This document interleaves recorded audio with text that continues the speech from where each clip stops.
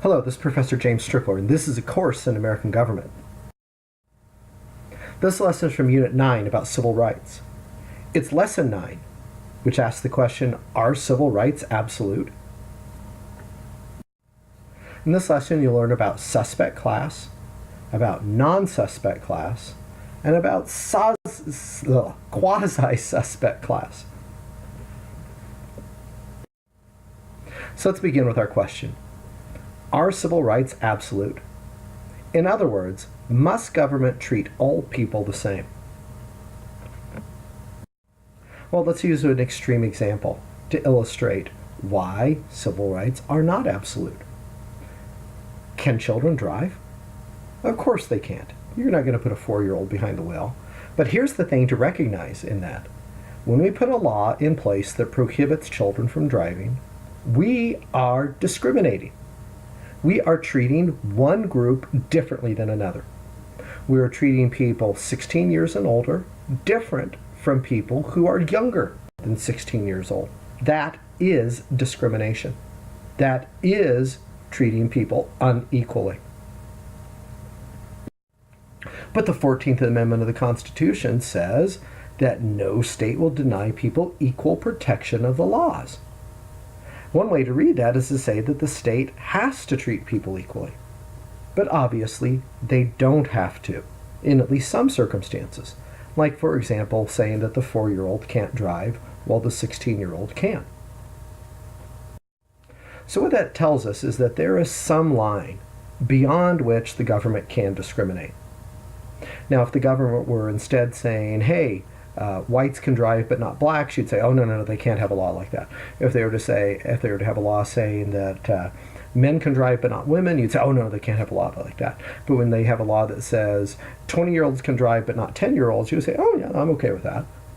So you see, there's some point beyond which it becomes okay for the government to discriminate.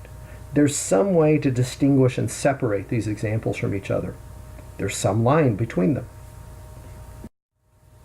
But where is that line and who determines it? Well, by this point in the course, you should know full well that such lines are determined by the United States Supreme Court. They put those lines where they think they should be. In a previous unit, we began to build this diagram that you see now before you. At the time, we were talking about protecting civil liberties. And we pointed out that the United States Supreme Court divides civil liberties up into two categories. They have what they consider to be fundamental freedoms, like freedom of speech, and non-fundamental freedoms, which when I was illustrating this course, I used the silly example of you being able to sleep in late if you want. Then it was pointed out that if the government is going to infringe upon your civil liberties, it can do so, but it has to have a good enough reason, what the courts call a compelling reason to do so. So, for example, you might have the fundamental freedom of speech, but if in a time of war you try to reveal our secret counterattack battle plans to the enemy, the government will be able to stop you. And I think most people would say yes, they have a compelling reason at that point. They have a really, really good reason that almost forces them to go stop you, even if they didn't want to. On the other hand, if what's at issue is a non-fundamental freedom, then the government only needs a rational basis. They just need a logical reason to be infringing upon that thing. So in my silly example of you sleeping in late and they run a jackhammer in front of your apartment and wake you up, all they need is a rational reason for that, which is we want to get the pothole fixed before the morning rush hour hit. Okay, so we explained all this in a previous unit. This is just review for you. And at the time we said, well, there's similar stuff going on with the protection of civil rights, but we're going to save that for later. So we had that part of the diagram grayed out. We're now going to flip it around. We're going to gray out the part about protecting civil liberties. We've already discussed that before. You should understand that by this point, particularly with me reviewing it for you just now. Instead, we're going to fill in the part of the diagram about protecting civil rights. Remember, civil rights is about being treated equally by the government. And the first thing we're going to do is we're going to fill in the cell right here that I now have highlighted in yellow. So we have to ask ourselves, since it's on this chart, you can see the columns and rows. In what sort of situation where the government is potentially infringing upon a civil liberty is the government going to have a compelling interest required of them in order to engage in that infringement. Well, what the Supreme Court has said is that if the government is going to treat a suspect class differently than others, then the government will need to have a compelling interest, a compelling reason to do so. Okay, so a suspect class is like a fundamental freedom, but what is a suspect class? Particularly since we've been talking about in this unit up to this point about discrimination based on race, we can ask ourselves, is race a suspect class? Is that what they're talking about here? Well, the United States Supreme Court has said that they'll use three different ways of measuring something to determine whether a group is a suspect class. The first of those is they'll look at the group's history. And really what they're looking for is if their history has been filled with them being in some way harmed or punished or whatever for whatever group they are. Now here's some examples from the history of blacks in the United States of America where they were treated through segregation and outright attacks on them when they challenged segregation in ways that the white majority was not treated, and in that way they were harmed or victimized because of their membership in this particular class. So that's an example of the first qualification that the Supreme Court puts on a group to be considered a suspect class. They must historically be victims of some sort of discrimination. I mean, how can you claim that you're a suspect class that's in need of a very high level of protection from the courts if you aren't even getting victimized for whatever it is that you are? So the Supreme Court has said, hey, people have historically been victims for their race, and so that potentially puts them in as a suspect class. But we've got two more elements to go that they have to fulfill also. The next concerns identification. Now, what we simply mean by this is that if a group is claiming that they are being discriminated against because they are members of that group, then there has to be some way to readily identify them as members of that group. How can they claim they're being discriminated against because they are X, whatever X would be, if nobody can even tell that they're X when they look at them? So, if you're going to claim that your group's being discriminated against, it has to be a situation where people can readily, easily identify you as a member of that group. So, for example, here we have races. Generally speaking, although not always, you can just look at people and tell whether they're a member of a certain race or not. And then that would enable you, if you were so inclined, to discriminate against them because they're a member of that race. So, again, now, race has fulfilled this second category. So to be a suspect class, a group has to historically been victims of discrimination, and they also must have some sort of immutable obvious trait. Now what immutable means is that they can't just change it. Again, the idea is if you could just so easily change your trait, then if you didn't like being discriminated, you'd just change it and end the discrimination. But it also has to be obvious. It has to be something that other people can see, otherwise they wouldn't know to discriminate you. How can you claim you're being discriminated against for something that people don't even know that that's what you are? This then brings us to the third aspect of being a suspect class. This can be represented by the distribution of political power. Here is the percentage of each race that's a part of the voting age population in the United States, as measured by the United States Senate census as recently as 2015. 69% of the voting age population is white, 13% black, 12% Hispanic, 4% Asian, and 1% American Indians and Alaskan Natives. So you look at this, and one of the ways to potentially measure how much power a group has is how much of the voting population it has.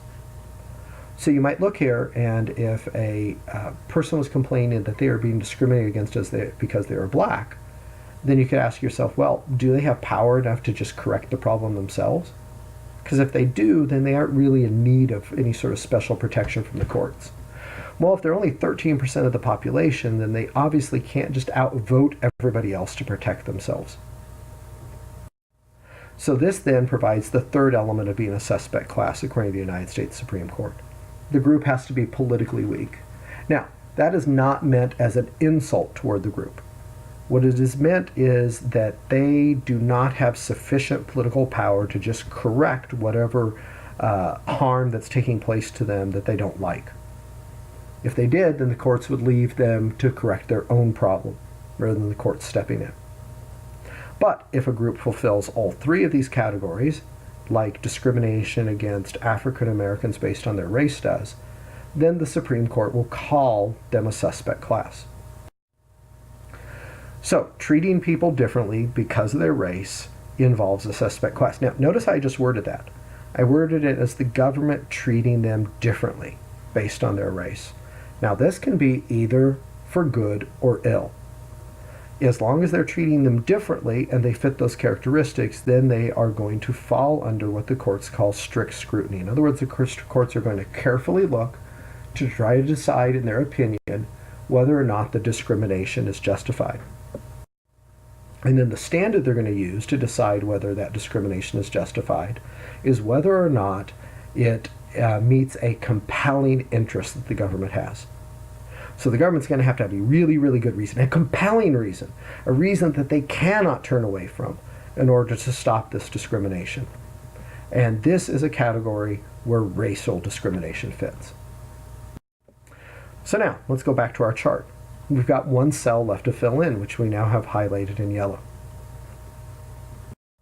Well, if the previous cell was for suspect class, then this new cell is for non-suspect class. Well, what does that mean? Well, look above it on the chart. If you're protecting someone's civil rights and they are a member of a non-suspect class, which means that they don't fulfill those characteristics that we just talked about of historically being discriminated against, being readily identifiable, being politically weak, etc., then they are a non-suspect class. What this means then is that for the government to treat them differently, the government merely needs to have a rational basis. In other words, a logical reason for treating them differently. The Supreme Court, up to this point, has lumped most groups that have come across them as non-suspect classes. They say being discriminated against because of your age is a non-suspect class. Being discriminated because of your wealth or lack thereof, if you're poor, is a non-suspect class. Being discriminated because you're a homosexual is a non-suspect class. Being discriminated against because you have a disability is a non-suspect class. Now, that may seem a little bit strange to you, because in each of these cases, you could at least make an argument that they fit things.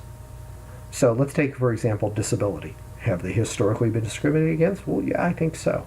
Are they readily identifiable? Well, not always, but often. Are they politically weak? Well, yeah, they probably are. They are the majority of the population, that's for sure. You could make an argument that they are a suspect class, but the Supreme Court has not done so. Why they don't is probably because of just the feelings they have. Yeah, you've seen this from the Supreme Court already in this course. They do lots of things that don't seem logical, even according to their own standards that they create. But for whatever reason, they have been unwilling to call any of these groups a suspect class. Now, that includes homosexuals. And if you just think about the category, or the qualifications to be a suspect class, historically discriminated against, yes. Politically weak, well, while they get a lot of political sympathy now, they don't exactly have a controlling number. They're actually a quite small percentage of the population. But what about the readily identifiable? Can you just look at somebody and know they're homosexual? Well, the courts kind of balk at that. And so they say, well, they don't really fulfill the qualifications, so we're not going to call them a suspect class at this point. But labeling these groups as non-suspect class doesn't necessarily mean they have no protection. Because what the United States Supreme Court has done repeatedly is in cases involving non-suspect classes, when the court has decided that they don't like the discriminatory thing that is happening there, they simply strike it down and say that it was irrational. Remember, if they're a non-suspect class, they are being protected at the rational basis level. The law just has to make some sort of logical sense. And so what the Supreme Court just says is, that law doesn't make logical sense to us. And that's when they strike it down, even for some of these non-suspect classes. Well, what about discrimination based on sex? I've kind of left that out here. Talked about race, talked about age, talked about lots of other categories. But what about people's sex, being them men or women? Let's go back and look at our chart. Where would women fit? Are they going to be a non-suspect class or a suspect class? Well, let's remember the qualifications for being a suspect class. A suspect class, they have to historically be victims of discrimination. Oh, women would say, yes, of course we have. They have to be easily identifiable. Now, generally speaking, yes, you can look at somebody and tell whether they're a man or a woman, which would then enable you to discriminate against them based on that if you wanted to. But what about politically weak? Women are not politically weak. They make up a majority of the electorate. And how could they be a majority of the voters and claim that they're weak? So when you go about it that way, you would think, well, I guess women are a non-suspect class then. But the courts really didn't want to put them there. So what they did was they basically invented another category, what they call a quasi-suspect class, in between suspect class and non-suspect class. And then what they did was they required a different level of protection for that new category. For the government to treat members of this quasi-suspect class, which I've already said is based on sex, in order for them to treat this quasi-suspect class differently, the government is going to have to show that they have an important interest. Now, important interest, that sounds like more than a rational basis, but not quite as much as a compelling interest. It's kind of an in-between category. So what this then means is that sex as a quasi-suspect class puts the government in a position where if they're going to treat men and women differently because of their sex, they are going to fall under what the courts call heightened scrutiny. They're going to look carefully at this, not as carefully as a suspect class using compelling interest, but they're going to look at it at a heightened level of scrutiny, not down at the rational basis level. And then, if they're going to allow the government to discriminate, they're going to require the government have an important reason. Now, if this all sounds very vague, like it could be easily twisted off one way or the other, yeah, that's what it is. The court is essentially putting itself in a position where if they don't like how a law treats women, they just say, well, I'm sorry, that doesn't fulfill an important interest, we're going to strike it down. But if they happen to approve of how it's treating women differently, then they say, well, you know what, actually that serves an important interest. We're okay with that. So an example could be separate restrooms based on whether a person's male or female. Eventually the Supreme Court's going to have to decide that issue directly. But that's the kind of thing that they very well want to keep in their back pocket through this vague intermediate test. Want to keep in their back pocket an opportunity to say, yeah, that's discrimination, but we're okay with that. All right, now let's review what we learned in this lesson. What is an example of a suspect class? Is it race? Is it sex? Is it age? Or is it political science 1101? Is that a suspect class? Suspect class is race. What is needed to discriminate against a suspect class? Do you need a compelling interest, an important interest, a rational basis, or do you need a poorer grade to discriminate against that class? You need a compelling interest. That's what the courts require. What is a non-suspect class? Is that race, sex, age, or political science 1101? A non-suspect class is age. And what is needed to discriminate against a non-suspect class? Is it a compelling interest, an important interest, a rational basis, or a poorer grade? To discriminate against a non-suspect class, you only need a rational basis.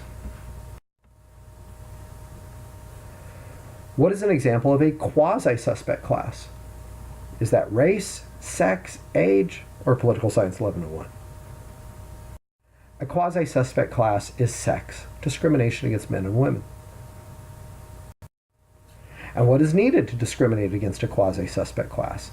Is it a compelling interest, an important interest, a rational basis, or a poor grade? It is an important interest. That completes this lesson. The next lesson will also be from Unit 9. It'll be Lesson 10 about affirmative action.